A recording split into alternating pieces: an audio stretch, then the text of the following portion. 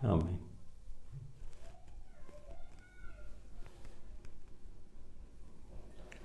Praise the Lord, hallelujah. आप सबको मैं अपनी तरफ से, मेरी वाइफ की ओर से हैप्पी न्यू ईयर कहता हूँ। आप सबको नया साल मुबारक हो। आइए हम प्रार्थना करेंगे और आप लोग सब अपने आप को म्यूट कर लीजिए। हमारे जीवित, महान और अत्यंत दयालु स्वर्ग पिता, आपका धन्यवाद करते हैं कि इस नव वर्ष में एक बार फिर आपने मुझ जैसे कमज़ोर दास को ये अवसर दिया है कि मैं अपने प्रिय परिवार के साथ, फैमिली ग्रुप के साथ, जो अति प्रिय मेरे भाई और बहन हैं, प्रत्येक संध्या काल को बैठते हैं आपके वचन को सीखने के लिए, उनके साथ आपके वचन को बांट सकूं। मेरे परमेश्वर, धन्य हैं आप कि आप हमें अपने वचन में लेके बढ़ते हैं और प्रत्येक संध्या काल को आप हमें सिखाते हैं। सब बातों में हम आपको आदर और महिमा देते हैं और ये विनती हमारे उद्धारकर्ता प्रभु यीशु मसीह के नाम से मांगते सुनो, कबूल कर, आमीन।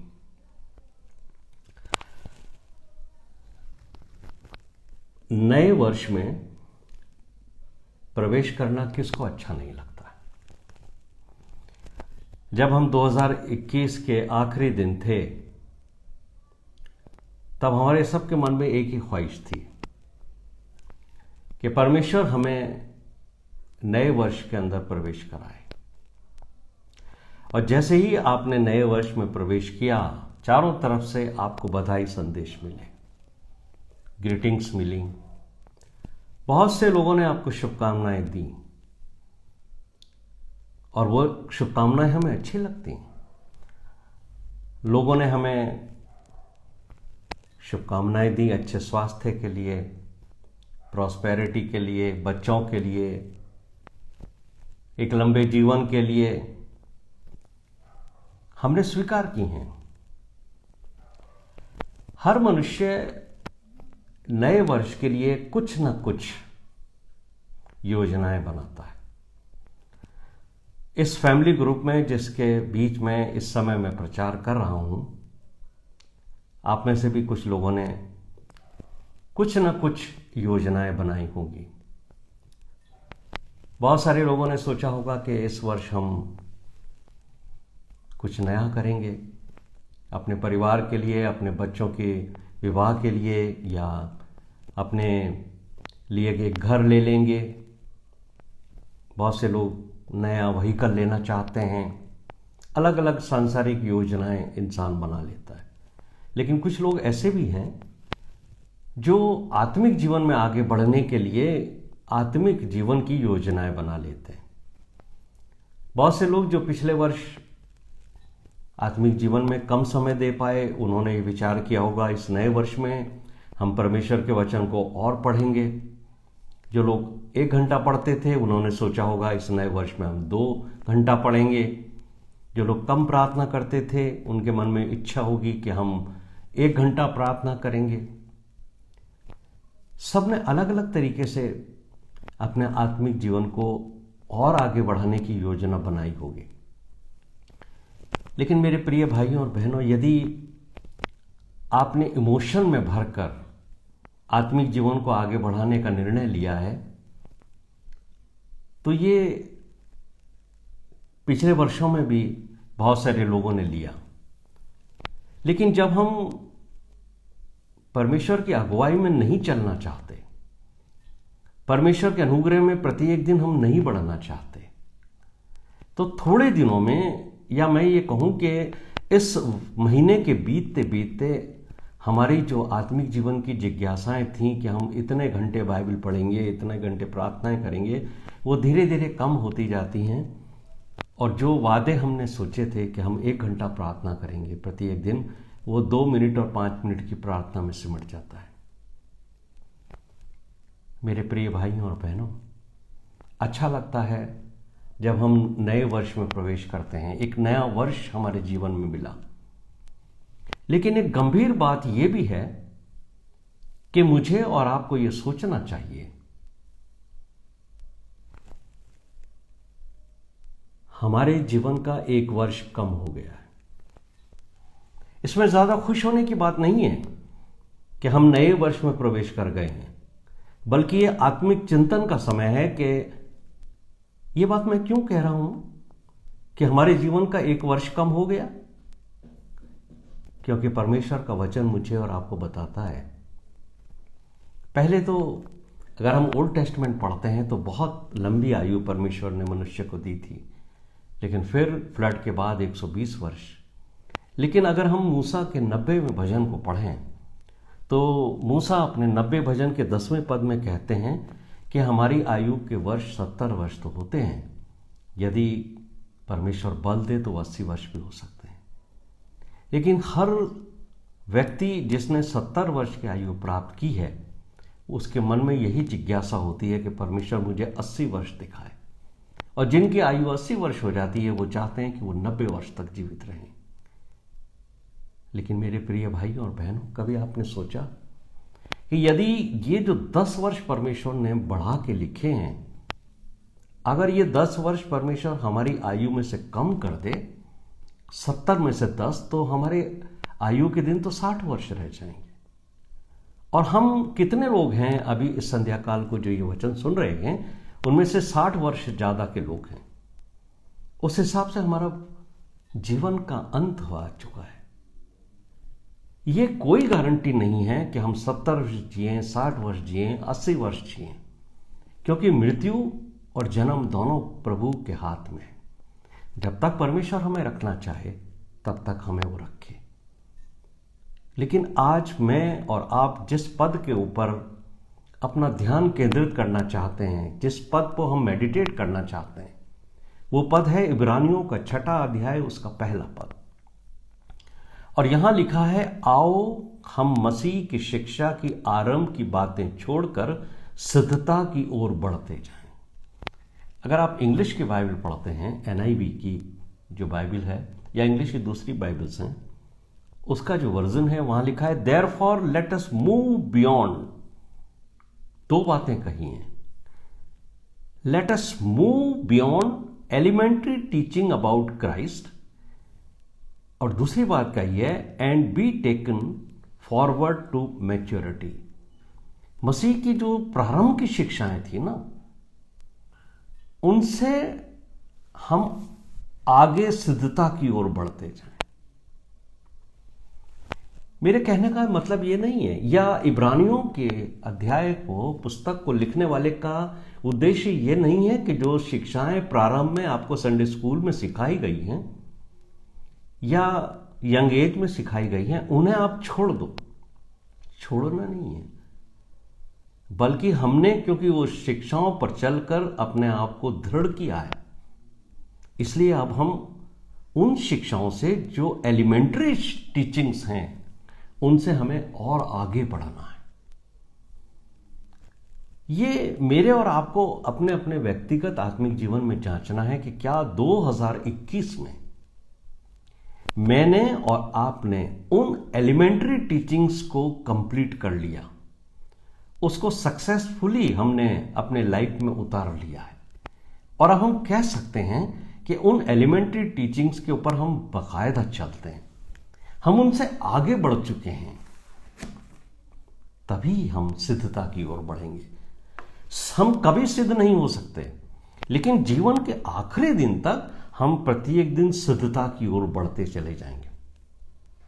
लेकिन बड़ी गंभीर बात यह है कि परमेश्वर ने हमें बहुत अवसर दे दिए हैं। यदि आपकी आयु 30 वर्ष है तो आपको 30 वर्ष परमेश्वर के वचन को पढ़ने, सीखने और समझने का अवसर मिला। यदि आपको 50 वर्ष आपकी आयु है तो 50 वर्ष से आप एक मसीही परिवार के अंदर उन शिक्षाओं को सुनते सीखते आए हैं जो परमेश्वर का वचन आपको देता है। और यदि 60 वर्ष हैं, 70 वर्ष हैं, तो मैं और आप ये सोचें कि उन शिक्षाओं को जिनको प्राइमरी टीचिंग कहा गया है, एलिमेंट्री टीचिंग कहा गया, वो तो हमने कब से पास कर ली।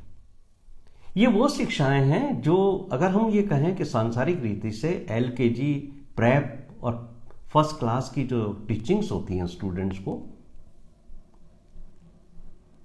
ये वो शिक्षाएं हैं। क्या हम आज इस बात पे गौर करेंगे कि हमने उन एलिमेंट्री टीचिंग्स को कंप्लीट करके अब हम तैयार हैं? क्योंकि मैंने आपसे कहा कि जीवन का अंतिम दिन परमेश्वर के हाथ में। हो सकता है कि मेरे जीवन का आज अंतिम दिन हो सकता है आपके जीवन का आज अंतिम दिन हो, और आपको और मुझे मालूम है कि जिस दिन हमारा अंतिम दिन होगा उसके बाद हमें न्याय सिंहासन के सामने खड़ा होना पड़ेगा और हमें अपने जीवन का लेखा देना पड़ेगा।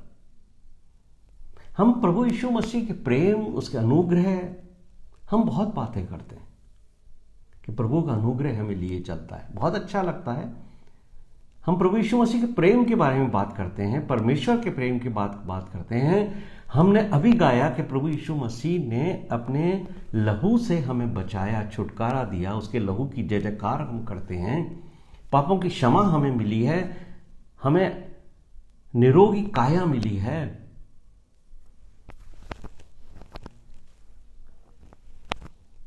क्या मैं और आप परमेश्वर के न्याय सिंहासन के सामने खड़े होने के लायक हैं? और हमारा न्याय कौन करेगा? मालूम है आपको कौन करेगा आपका न्याय? मेरा न्याय कौन करेगा? यूहन्ना का 5वां अध्याय और उसके 22वें पद में एक बहुत ही अच्छी बात लिखी है, और जब मैं इसे पढ़ रहा था तो मैं आपके साथ इसे शेयर कर दूं। यूहन्ना का 5वां अध्याय उसके 22वें पद में क्या लिखा है? पिता किसी का न्याय नहीं करता, परंतु न्याय करने का सब काम पुत्र को सौंप दिया है। हमें लगता है कि हमारा न्याय परमेश्वर करेगा, लेकिन यहां तो लिखा है कि यीशु मसीह हमारा न्याय करेगा। और हम में से बहुत सारे लोग जो हैं वो एक गीत गाते हैं। मैं काफी दिनों से इस गीत को सुनता आया हूं, कई लोगों से। लोग आते हैं, कर लो एक वकील मुकदमा होगा रे। हम सोचते हैं कि वहां पर भी जब हम न्याय सिंहासन के सामने खड़े होंगे तो वहां भी यीशु मसीह हमारी सहायता करेंगे। लेकिन यह पद तो कहता है कि परमेश्वर ने न्याय का काम तो यीशु मसीह को सौंप दिया है। तो यीशु मसीह हमारा न्याय करेगा, वो यही तो पूछेगा कि तुम तो कहते थे कि मैं मसीही हूं, तुम तो कहते थे कि तुम मेरे फॉलोअर्स हो, तुम तो कहते थे कि मैं हे प्रभु हम तेरे पीछे पीछे चलते हैं, तेरे चेले हैं हम, तेरे लहू से हमारे पाप क्षमा हुए हैं,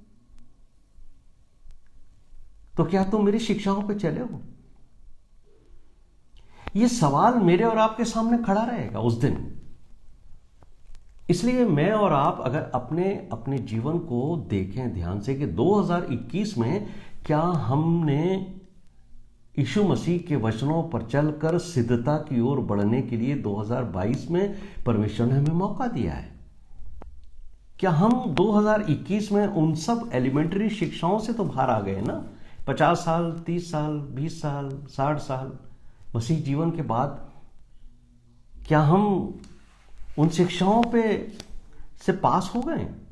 क्योंकि इब्रानियों का लिखने वाला 6 अध्याय के पहले पद में कहता है, इसलिए आओ हम उन शिक्षाओं से जो हमें बचपन से सिखाई गई हैं उनसे आगे बढ़ें। ये कौन सी शिक्षाएं हैं? ये एलिमेंट्री शिक्षाएं कौन सी हैं? याद है आपको, यीशु मसीह ने सबसे पहले पहाड़ी उपदेश दिया था। जब आप मत्ती का 5वां, 6वां और 7वां अध्याय पढ़ते हो तो बहुत ही एलिमेंट्री टीचिंग्स यीशु मसीह ने दी। और ये उस समय की घटना है कि जब यीशु मसीह पहाड़ पर बैठे थे और चेले उनके पास आए, और वो वहां लिखा है वो मुंह खोलकर अपने चेलों को उपदेश देने लगा, उन्हें सिखाने लगा। अगर मैं और आप ये कहते हैं हम यीशु मसीह के चेले हैं, हम उसके फॉलोअर्स हैं, तो ये शिक्षाएं तो हमारे ऊपर भी लागू हैं।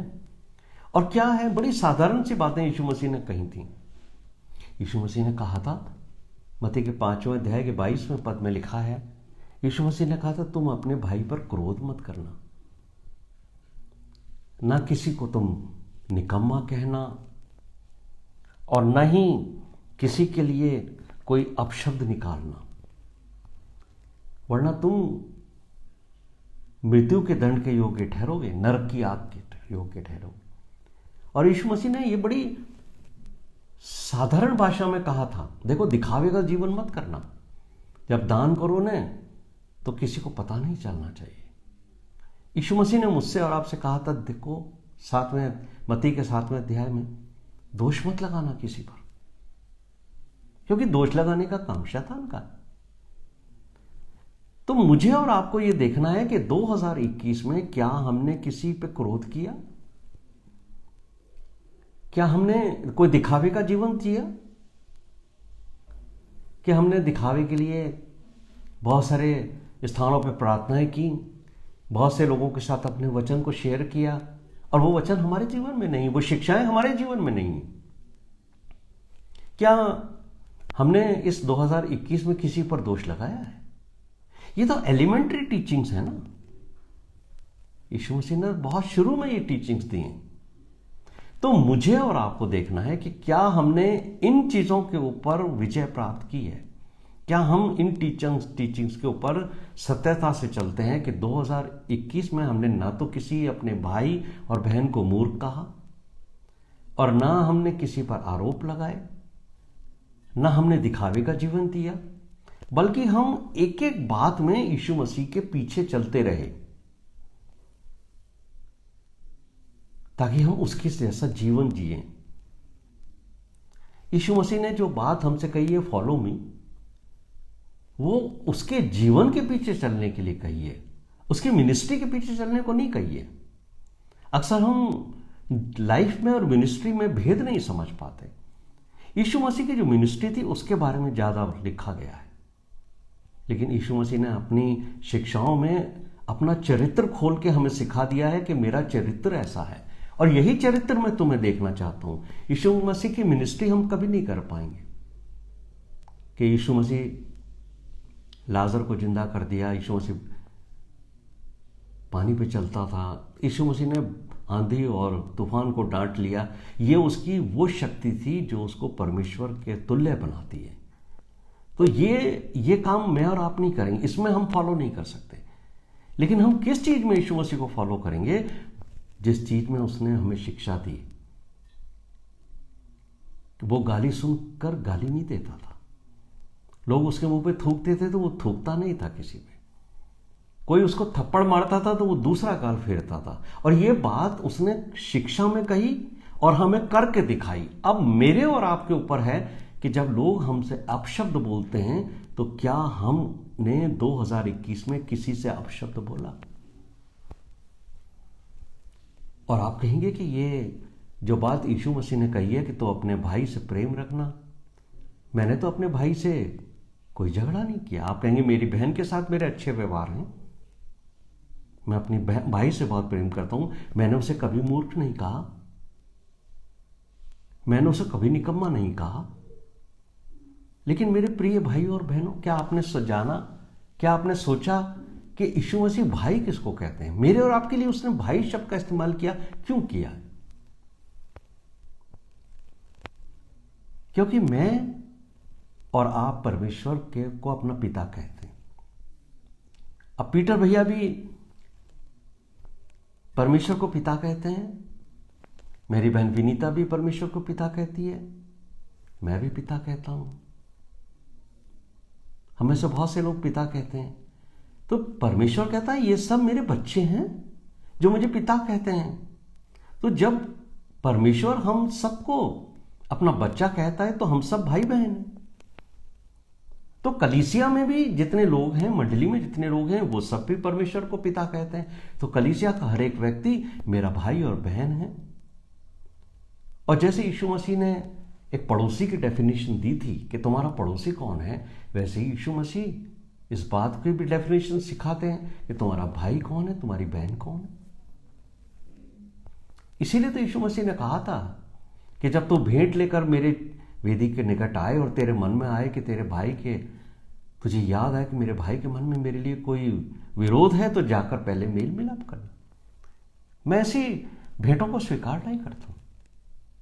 तो यदि अगर आज 2021 में मैंने और आपने किसी को मूर्ख कहा, किसी के लिए हमारे मन में क्रोध उपजा, किसी के लिए हमारे मन में जलन रही, किसी से हमने बैर रखा, चाहे वो मंडली का सदस्य हो,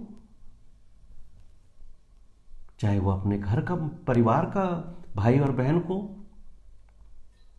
तो निश्चित तौर से हमने तो अभी एलकेजी पास नहीं करी है। ये तो एलिमेंट्री टीचिंग्स है ना। और कौन माता पिता चाहता है, संसारिक माता पिता को देखिए, जब बच्चों का एडमिशन कराते हैं कितना उनके मन में खुशी होती है।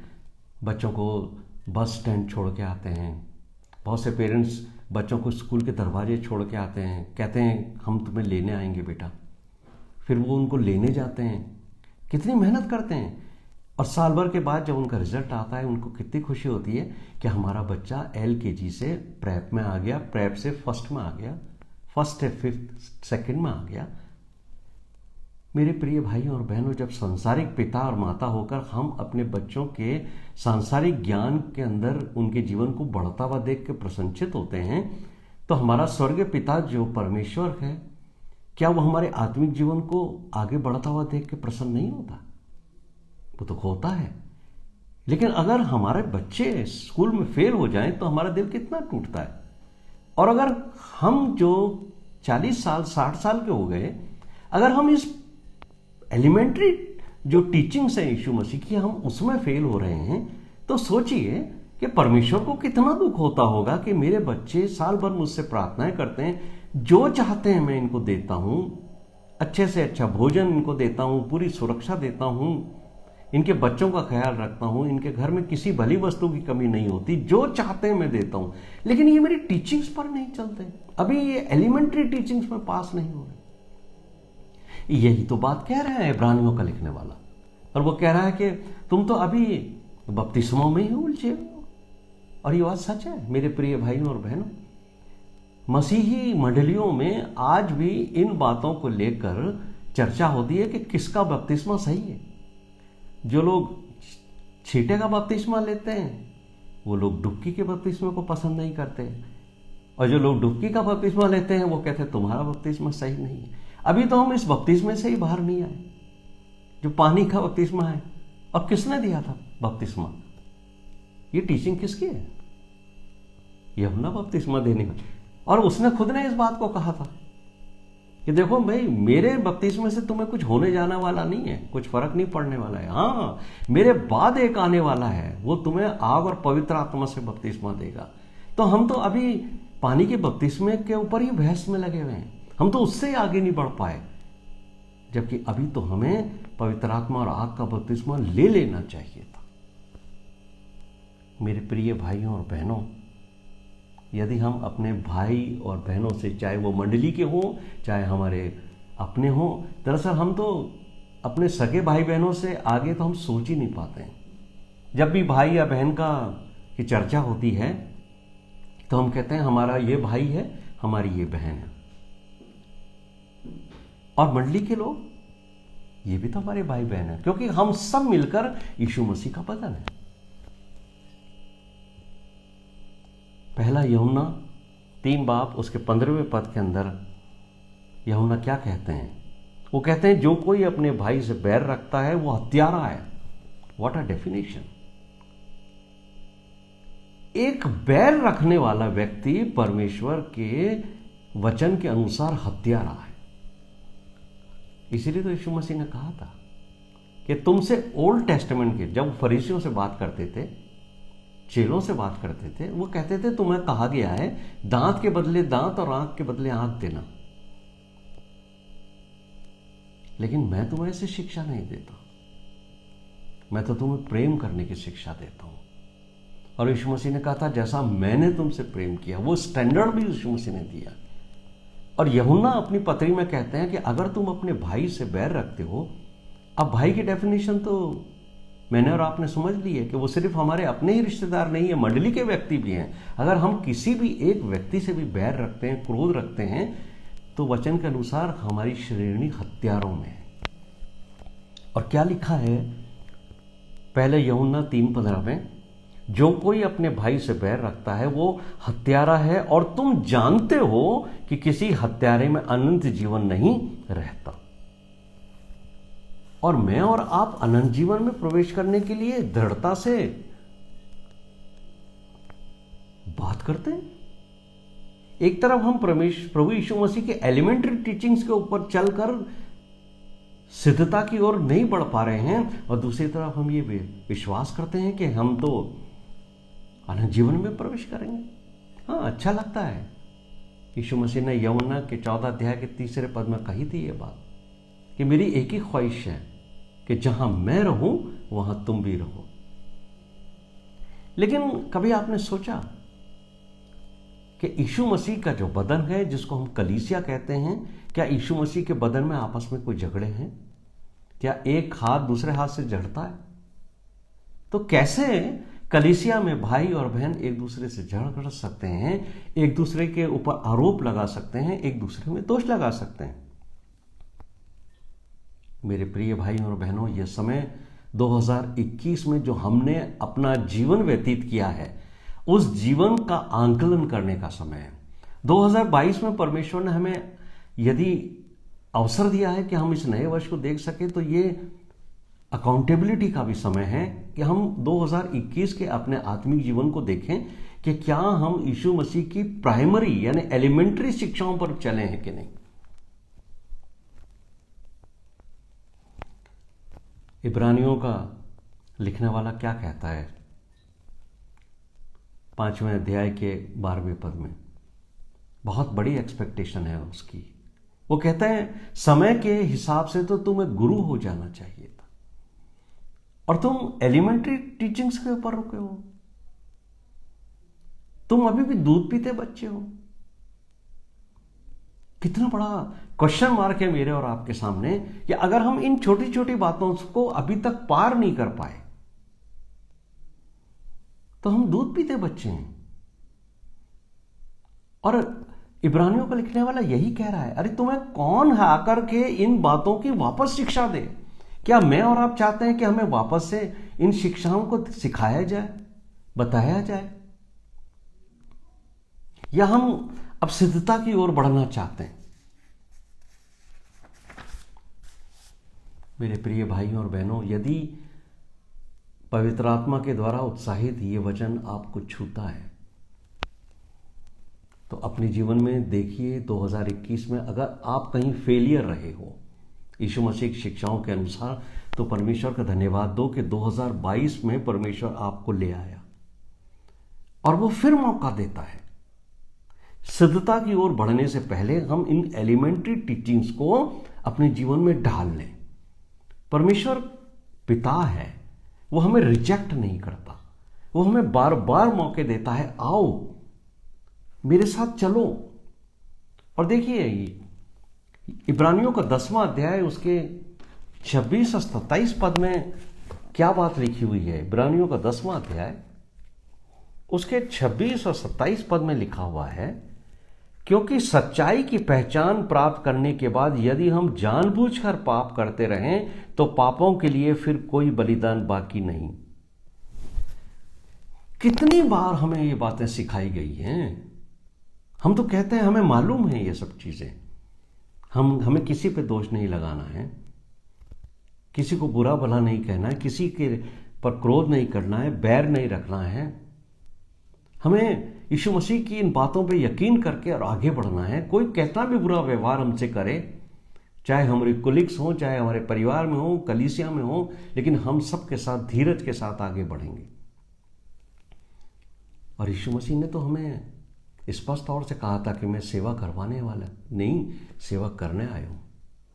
और अपने जीवन के, अपनी मिनिस्ट्री के अंतिम समय में जब यीशु मसीह अपने 12 चेलों के साथ फसह के ऊपर टेबल पर बैठे थे, यीशु मसीह ने अपने चेलों के पांव धोकर यह साबित किया कि मैं सेवा करने आया हूं।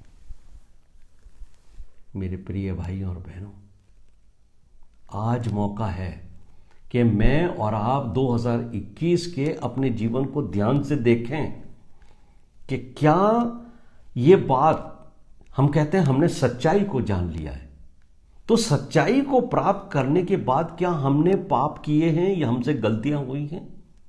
यही इब्रानियों का लिखने वाला 10 अध्याय के 26वें पद में कहता है कि यदि सच्चाई की पहचान प्राप्त 50 साल हो गए 30 साल हो गए, 60 साल हमारे जीवन के हो गए, 70 साल हो गए, अब कौन सी सच्चाई बाकी है जो हमें मालूम नहीं? और सच्चाई कौन है? सत्य कौन है? सत्य यीशु मसीह है।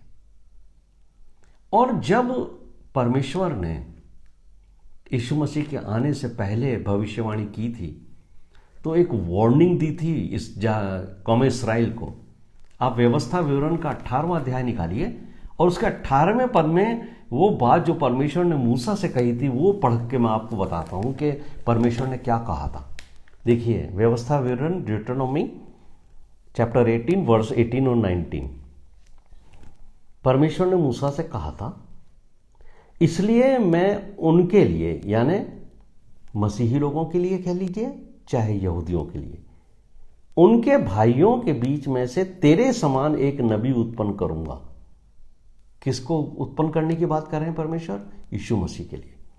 और अपना वचन उसके मुंह में डालूंगा और जिस जिस बात की मैं उसे आज्ञा दूंगा वही वह उनको कह सुनाएगा। जो वचन परमेश्वर ने यीशु मसीह के मुंह में भरा वही यीशु मसीह ने हमें प्रचार किया। इसीलिए यीशु मसीह ने कहा था, मेरा वचन मेरा नहीं बल्कि मेरे भेजने वाले का है। मैं अपनी ओर से नहीं कहता बल्कि परमेश्वर का आत्मा मुझ में होकर तुमसे बात करता है। परमेश्वर मुझ में होकर तुमसे बात करता है। और 19वें पद में देखिए क्या लिखा है व्यवस्था विवरण 18-19 के अंदर। यहां एक वार्निंग है। परमेश्वर कहते हैं, जो मनुष्य मेरे वो वचन जो वह मेरे नाम से कहेगा ग्रहण ना करे, मैं उसका हिसाब उससे लूंगा। वो सब बातें जो यीशु मसीह ने परमेश्वर के द्वारा प्राप्त की और मुझे और आपको टीचिंग में दी हैं, यदि हमने उसके ऊपर नहीं चले, उन्हें हमने आदर नहीं दिया, सम्मान नहीं दिया, तो उसका हिसाब हमसे परमेश्वर लेगा। यीशु मसीह का अनुग्रह हमें मिला है, यीशु मसीह की दया मिली है, यीशु मसीह का लहू बह के हमारे पाप क्षमा हो गए, उसके बावजूद हम उन शिक्षाओं पर नहीं चलते। और हो क्या रहा है हमारे बीच में? हमारे बीच में झगड़े हो रहे हैं। अभी भी हम उन झगड़ों से बाहर नहीं आ पाए। मैं नहीं जानता हूं आप लोग अलग अलग मंडलियों में रहते हो, मैं नहीं जानता आपकी मंडलियों में कितने फिक्रे हैं, कितने ग्रुप्स हैं, कितने आपस में बैर झगड़े हैं, मैं नहीं जानता, आप जानते हैं। और हम एक तरफ दावा करते हैं कि हम शैतान पर विजय प्राप्त करेंगे, शैतान हमारे पांव के नीचे कुचला जाएगा, और दूसरी तरफ हम झगड़ते हैं। मालूम है पौलुस ने इस बारे में क्या लिखा है? इफिसियों का 6 अध्याय उसके 12वें पद में पौलुस एक बहुत ही अच्छी बात कहते हैं। पौलुस कहते हैं, क्योंकि हमारा यह मल्ल युद्ध लहू और मांस से नहीं। पौलुस कहते हैं हमारा झगड़ा जो है लहू और मांस से। ये लहू और मांस कौन है? लहू और मांस जब जब बाइबल में आया है तब तब जान लीजिए कि ये बात मनुष्य के लिए लिखी है, मनुष्य के बारे में कहा गया है, लहू और मांस। तो पौलुस कहते हैं हमारा झगड़ा मनुष्य के साथ नहीं है।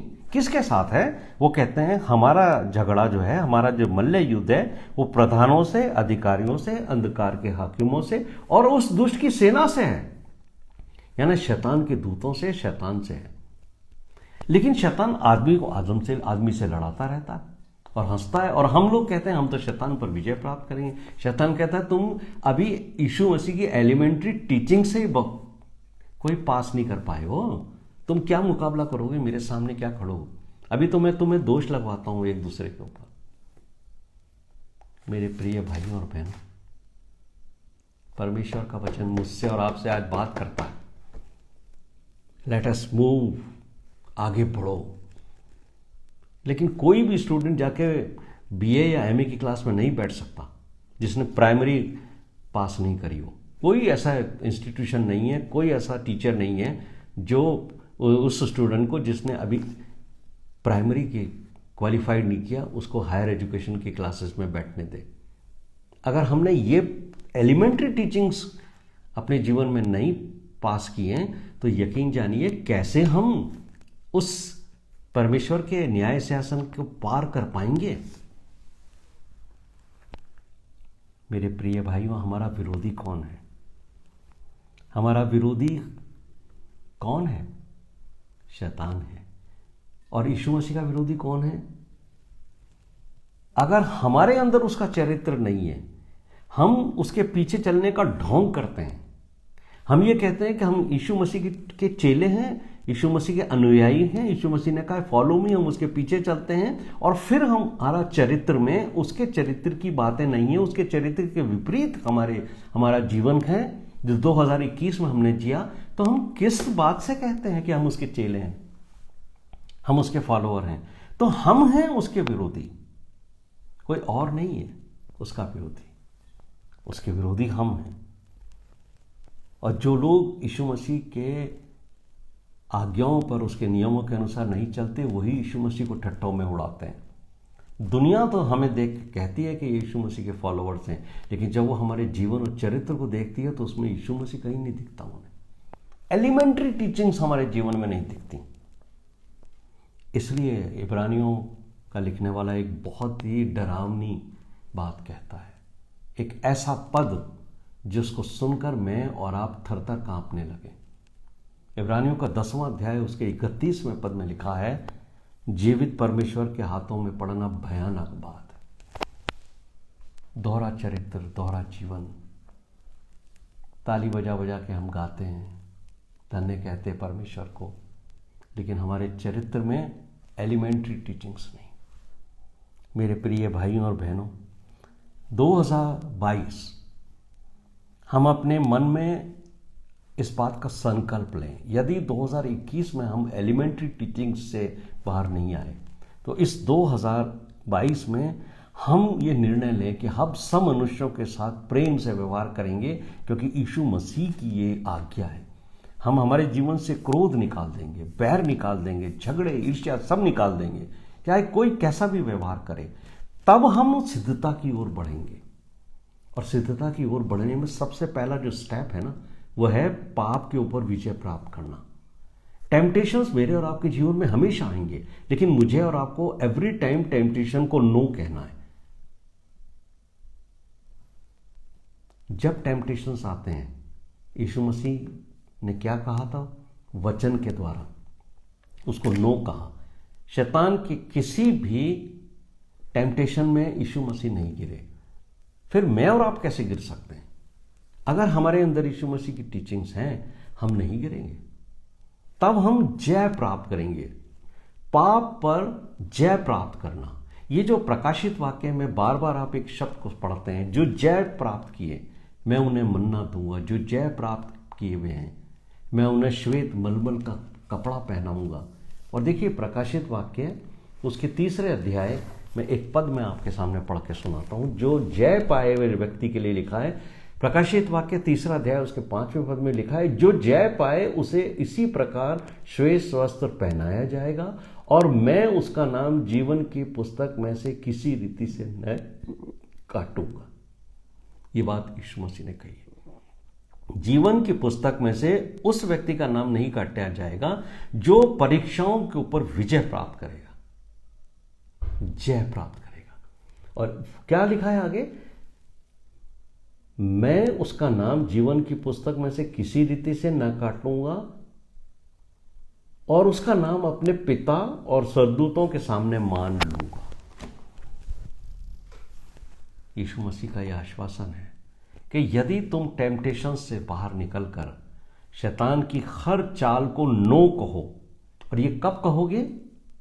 जो बात यीशु मसीह ने कही थी कि जो मेरी शिक्षाओं पर चलता है उसने चट्टान पर अपना मकान बनाया है। और चट्टान कौन है? यीशु मसीह है। अगर हम यीशु मसीह की शिक्षाओं पर अपना आत्मिक जीवन स्थापित करते हैं, तब तो हम शैतान के सामने खड़े रह सकते हैं। अगर हमारे जीवन 2021 में, ध्यान से देखिए अपने जीवन को, यदि यीशु मसीह की शिक्षाओं पर नहीं चला है, तो हम शैतान का मुकाबला नहीं कर सकते। हो सकता है आपको ये बात अच्छी नहीं लगे, कठिन लगे, कड़वी भी लग सकती है, क्योंकि बार बार हमें ये कहा जाता है यीशु मसीह प्रेम है, यीशु मसीह का अनुग्रह हमें सब चीजें दिलाएगा, यीशु मसीह अनकंडीशनल लव करता है। कहीं नहीं। मेरे प्रिय भाइयों और बहनों, जिस दिन हम न्याय के सिंहासन के सामने खड़े होंगे, यीशु मसीह पूछेगा, मेरे लहू की कीमत मुझे दो, मैंने तुमसे कितना प्यार किया। क्या दोगे तुम मुझे अपनी? तुम तो मेरी शिक्षाओं पर ही नहीं चले। मैंने तुम्हें 70 साल, 80 साल, 60 साल का जीवन दिया और तुम एलिमेंट्री टीचिंग से ऊपर नहीं आ पाए, कहां सिद्धता की ओर बढ़े। लेकिन ये वर्ष 2022 मेरे और आपके लिए इसलिए दिया गया है कि हम शैतान के ऊपर विजय प्राप्त करें, उन परीक्षाओं पर विजय प्राप्त करें और सिद्धता की ओर बढ़ें। अभी बहुत सारी बातें हैं जो हम सिद्धता में सीखें, लेकिन पहले ये आवश्यक है कि हम एलिमेंट्री टीचिंग्स के ऊपर चलकर ये साबित करें कि we are followers of Christ. प्रभु आप सबको आशीष दें और इस वचन को समझने और 2022 में उन गलतियों को दोबारा ना दोहराने के लिए अपने आप को दृढ़ता से परमेश्वर के सामने खड़ा करें। आज जब आप अपने बिस्तर पे जाते हैं, प्रार्थना कीजिए, प्रभु यदि मुझसे कोई गलती हुई है 2021 में, मैं वो गलती 2022 में नहीं दोहराऊंगा, नहीं दोहराऊंगी, बल्कि मैं उन सब टेम्पटेशन से उभर कर तेरे पीछे चलूंगी। प्रभु इस वचन के ऊपर आशीष दे। आप सबको जय मसीह।